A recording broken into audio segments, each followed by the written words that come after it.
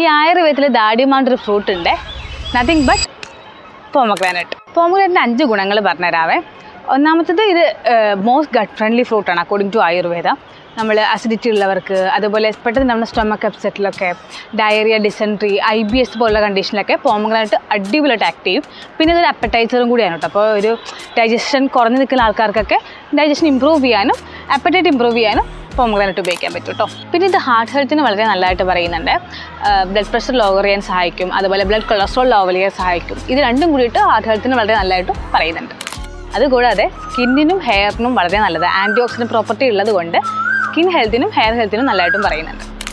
പിന്നെ നല്ല റെഡ് കളറല്ലേ, അപ്പോൾ നമുക്ക് എല്ലാവർക്കും അറിയുന്നുണ്ടാവും. അനീമിക് ആയവർക്ക് ഇത് വളരെ നല്ലതാണ്. പിന്നെ ഒരു ബ്ലഡ് പ്യൂരിഫയർ ആയിട്ടും പോമഗ്രാനൈറ്റ് ആക്ട് ചെയ്യുന്നുണ്ട് കേട്ടോ.